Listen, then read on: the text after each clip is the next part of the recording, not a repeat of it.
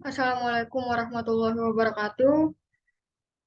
Di sini saya akan memenuhi ujian mata kuliah IRP yang diampu oleh dosen Bapak Fatoni STMSI. Sebelumnya, perkenalkan saya Fatimah Salsabila dengan NIM 09031382025116 dari kelas Sistem Informasi Bilingual 6A.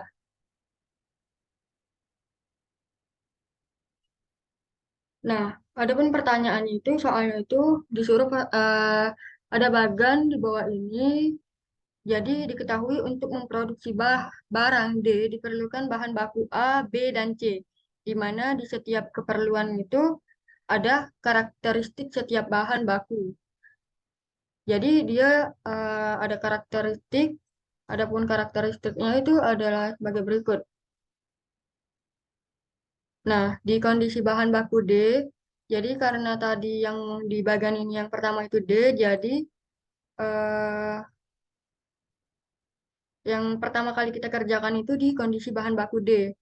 Diketahui di sini kebutuhan kotornya 20, 15, dan seterusnya. Dan jadwal penerimaannya itu di periode bulan ketiga itu 20, periode bulan ke-6 itu 10. Persediaan di tangannya ada 10. Nah, pencarian nilai loading bahan baku C menggunakan peak periode requirement dengan intuisi lot sebesar 2 bulan dan lead time itu 1 bulan. Jadi, berdasarkan soal tadi, karena persediaan di tangannya itu ada 10, sedangkan kebutuhan kotornya itu ada 20, berarti dia tidak mencukupi, maka 0. Lalu kebutuhan bersihnya 10. Kenapa 10? Karena eh, persediaan di tangannya itu kurang, kurang 10. Kemudian persediaan di tangannya 0, jadi kebutuhan bersihnya 15. Kebutuhan kotornya 20, di periode ketiga itu 20.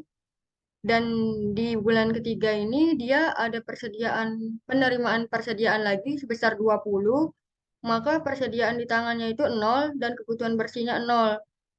Kemudian di periode keempat, kebutuhan kotornya 15, sedangkan persediaan di tangan sudah habis, maka 0 dan yang dibutuhkan lagi itu kebutuhan bersihnya itu 15 dan seterusnya. Loading itu loadnya itu per 2 bulan. Intuisi lot sebesar 2 bulan. Maka di periode pertama dan periode bulan kedua itu ditambahkan 10 ditambah 15 jadi 25, 0 ini diabaikan. Nah, 25 lot ini kan 25, total 2 bulan ini kan 25. Lalu dipakai nih kebutuhan bersihnya itu 10 di bulan pertama, maka akan sisa 15. Nah, 15 ini kan persediaannya masih 15 nih di bulan pertama, maka dipakai di kebutuhan bersih yang ke bulan kedua, maka akan habis persediaan tadi. Nah, lanjut ke periode bulan keempat sama kelima, itu 15 sama 28. 15 tambah 28 itu 43. 43 ini diambil 15 di bulan keempat, maka sisa 28. Nah, sisa 28 ini dipakai lagi di kebutuhan bersih yang ke bulan kelima, maka akan habis persediaannya tadi. Kemudian di bulan ke-6 dan bulan ke-7 itu di bulan ke-6 ada 10 kebutuhan bersihnya dan di bulan ke-7 ada 20.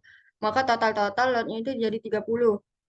Lot ini 30, kebutuhan bersih di bulan 6 itu 10, maka persediaan barang tadi sisa 20. Dan sisa barang 20 ini akan diberikan di bulan selanjutnya. Maka persediaan barang habis. Nah, untuk offsetting itu diambil dari kebutuhan bersih. Kebutuhan bersihnya itu karena lead time-nya 1 bulan, maka dia maju 1 bulan. 10-nya ditaruh di sini, 10, 15, 0, 15, 28, 10, 20, 23. Nah, karena di soal tadi, di bagian tadi, eh, di perintahnya dari D dulu, saya memilih untuk mengerjakan yang C dulu.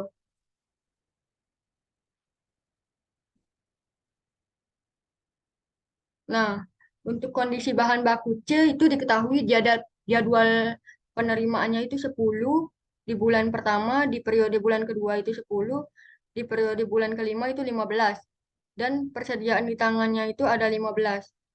Pencarian nilai loading bahan baku C menggunakan load for load. Load time-nya itu 1 bulan. Untuk jawabannya itu seperti di bawah ini. Kebutuhan kotornya didapat dari offsetting sebelumnya, offsetting di bahan baku D, ditaruh di kebutuhan kotor kondisi bahan baku C, kemudian persediaan di tangan ini kan 15, kemudian dia ada kebutuhan kotor 10, maka akan tersisa persediaan di tangan itu 5. Nah, masuk ke periode bulan pertama, dia kan ada kebutuhan kotor 15, tapi dia ada persediaan di tangan 5 dan jadwal penerimaannya 10, maka persediaan itu ada 15 dan kebutuhan kotornya 15, maka hasilnya itu 0, habis. Habislah persediaan lanjut ke periode bulan kedua, masuk lagi jadwal penerimaan barang 10. Jadi persediaan di tangan itu 10 dan kebutuhan bersihnya 0. Lanjut ke bulan ketiga, itu kebutuhan kotornya ada 15, tapi karena di sebelumnya itu kita punya persediaan di bulan kedua itu 10, maka bisa dipakai nih persediaan di tangan tadi. Tapi karena dia masih kurang, maka persediaan tangan di selanjutnya itu 0. Dan kebutuhan bersihnya itu 5, karena 15 dikurang 5 kan 5. 15 dikurang 10, 5. Kemudian di bulan keempat, 28, karena persediaan di tangan sudah habis, maka kita butuh kebutuhan bersihnya 28 sesuai dengan jumlah kebutuhan kotor. Kemudian di bulan kelima, masuk ke bulan kelima itu ada jadwal penerimaan persediaan sebesar 15. Dan kita ada kebutuhan kotor 10. Maka persediaan di tangan akan tersisa 5. Dan kita tidak butuh kebutuhan bersih. Lalu persediaan di tangan 5, di bulan ke-6 ada kebutuhan kotor sebesar 20. Dan kita masih punya persediaan di tangan sebesar 5, maka kebutuhan bersih yang dipakai yang tersisa itu 15, hanya 15, dan seterusnya. Nah, untuk menentukan lot, karena ini lot for lot, maka dia akan berfungsinya itu untuk menghasilkan nilai 0 di persediaan ini. Jadi, dia hanya lotnya itu dilakukan pada angka-angka yang di 5, 28, 15, sama 23. Nah, untuk offsettingnya itu didapat dari kebutuhan bersih. Lot time-nya 1 bulan. Maka nolnya di sini maju satu bulan, 0, 5, 28, 0, 15, 23, 0, 0. Nah, selanjutnya itu masuk ke bahan baku B. Kondisinya itu jadwal penerimaannya, jadwal penerimaan persediaan itu ada di bulan 2 sebesar 10 dan di bulan 6 itu 20. Sedangkan persediaan di tangan itu 25.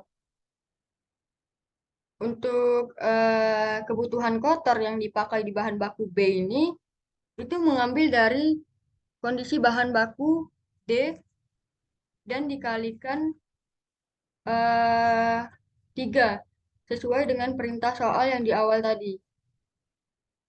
Nah, jadi dia mengambil offsetting di bahan baku D, kemudian dikalikan dengan 3.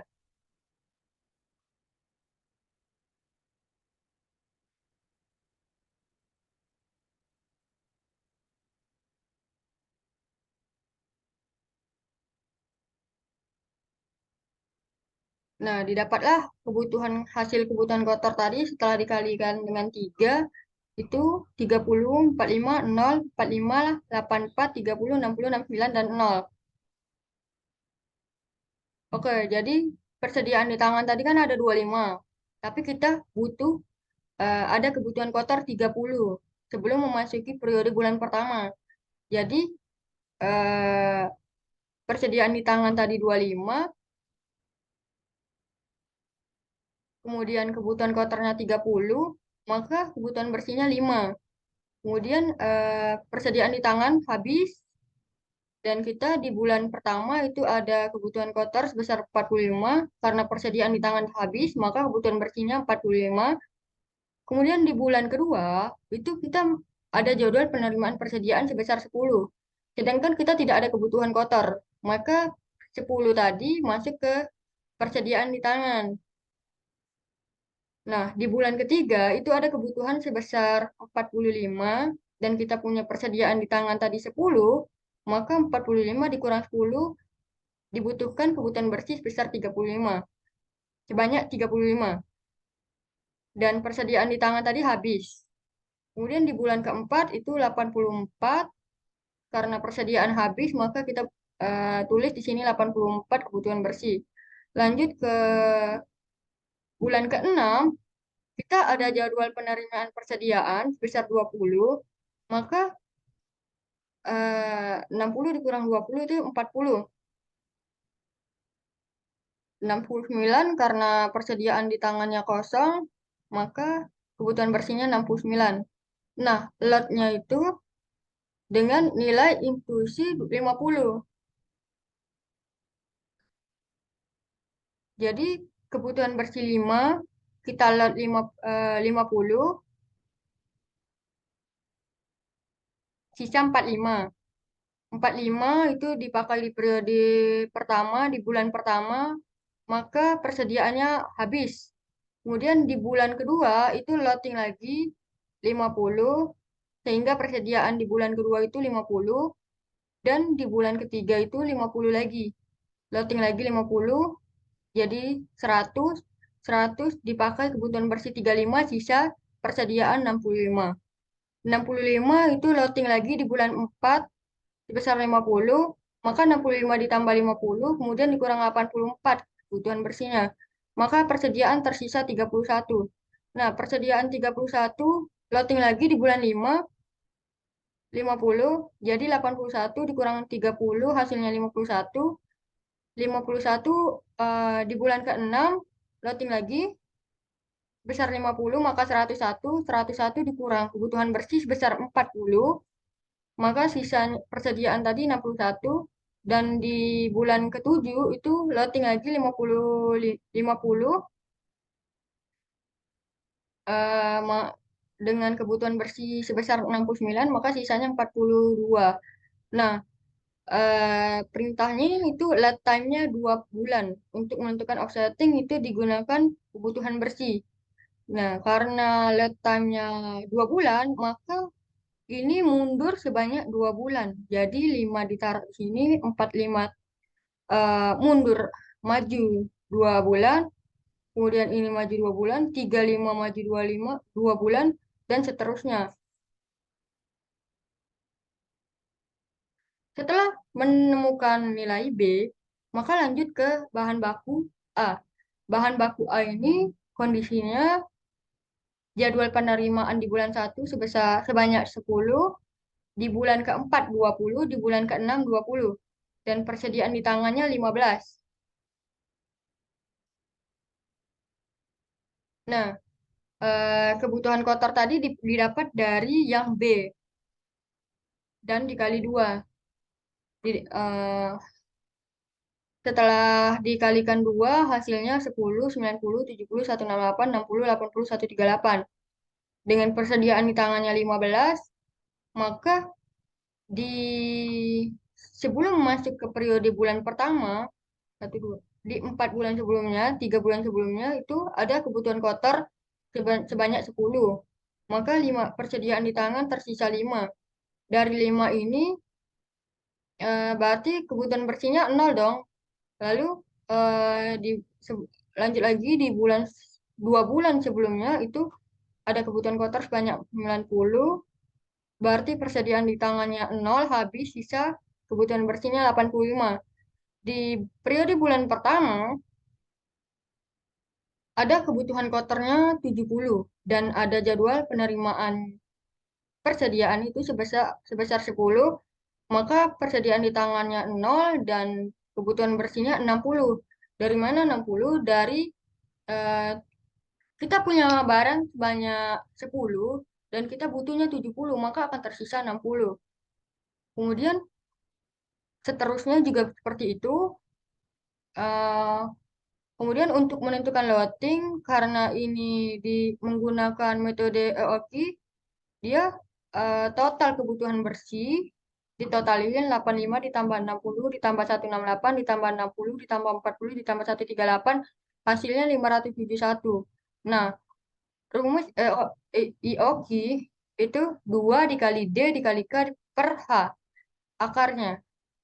Jadi 2 dikali 571 dan K-nya ini didapat dari 1.500 per pesan. Biaya pemesanan dibagi dengan H, 3.000 ini biaya penyimpanan. 1.500 dikali 2, 3.000 coret, hasilnya akar 571. Nah, akar 571 ini 23,8. Karena angkanya sangat mendekati dengan 10, 8 ini, maka saya bulatkan menjadi 24. Jadi, didapatlah lot di bahan baku A ini sebesar 24. Nah, untuk offsettingnya seperti tadi, lead time-nya 1 bulan, diambil dari kebutuhan bersih. Jadi, dia maju 1 bulan, 60 maju 1 bulan, 168, 60, 40, 138. Masuk ke pertanyaan yang kedua, jelaskan faktor-faktor yang dapat menggagalkan implementasi ERP pada suatu perusahaan. Jadi, faktor-faktornya itu sebenarnya ada banyak, tapi saya memilih untuk menyebutkan beberapa saja. Yang pertama, karena ada vendor yang tidak paham dengan bisnis perusahaan. Ada banyak bisnis atau perusahaan yang membutuhkan SAP, tapi dan dia menawarkan sistem software SAP namun tidak paham. Perusahaan itu harus paham tentang bisnis perusahaan yang baik dengan baik supaya SAP tadi dapat diimplementasikan dengan baik sesuai dengan rencana awal. Kemudian tim. Nah, tim ini merupakan salah satu faktor yang dapat menggagalkan implementasi ERP. Jadi, sebelum perusahaan itu dibentuk, pasti kita itu membentuk sebuah tim. Nah, kerjasama tim ini bakalan berpengaruh besar terhadap perusahaan. Namun, tim yang tidak solid atau tim yang berantakan dapat menggagalkan suatu perusahaan. Sehingga tim ini juga bisa dikatakan faktor dalam menggagalkan ERP. Tim ini diperlukan, tim yang diperlukan itu tim yang baik, yaitu tim yang paham dengan IT dan dunia digital. Lanjut ke soal yang ketiga, itu jelaskan perbedaan mendasar pengembangan sistem dengan pendekatan ERP dengan pengembangan sistem yang lainnya dan berikan contoh di akademik. Nah, jadi ya di ERP itu ciri-cirinya tuh one input multi process. Jadi ERP itu pengguna itu hanya perlu menginput data sebanyak 1 kali. Lalu data tersebut dapat digunakan banyak proses.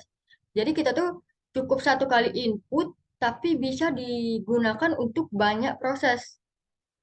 Nah, inilah keunggulannya ERP dibanding sama pengembangan sistem yang biasa yang lainnya gitu.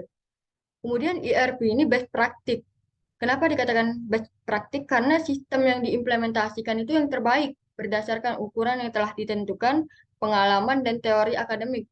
Jadi dia akan menggunakan sistem yang paling paling baik di antara yang paling baik. Paling baik lah pokoknya. Kemudian di yang ketiga itu dia multi course. Jadi sistem ERP ini mendukung konversi mata uang secara real time. Sedangkan sistem pengembangan sistem informasi yang lainnya itu tidak semuanya bisa mendukung konversi mata uang secara real time. Nah, itulah perbedaan pengembangan sistem pendekatan ERP dengan pengembangan sistem lainnya. Contohnya itu di pengembangan sistem informasi layanan di perguruan tinggi. Nah, contohnya di Unsri, kita punya SIMAK dan punya e-learning. Tapi, sistemnya ini belum terintegrasi. Padahal jika sudah terintegrasi, maka secara otomatis SIMAK dengan e-learning itu dapat saling terhubung. Seperti pada halnya data mata kuliah yang diambil akan langsung saling terhubung. Jadi kita kan punya simak, punya e-learning. Dua-duanya itu bisa bisa memasukkan data pengambilan mata kuliah. Di simak kita mengambil KRS, kemudian di e-learning kita mengambil kelas.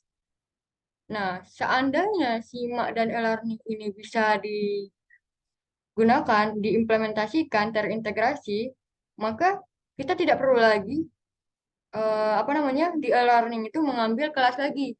Jadi otomatis dari simak ketika kita sudah mengambil data, sudah mengambil mata kuliah, e-learning akan otomatis sudah terhubung gitu. Jadi kita sudah tidak perlu lagi mencari mata kuliah itu. Nah, itulah contoh dari pengembangan sistem ERP di akademik di Unsri. Demikianlah yang jawabannya. Wassalamualaikum warahmatullahi wabarakatuh.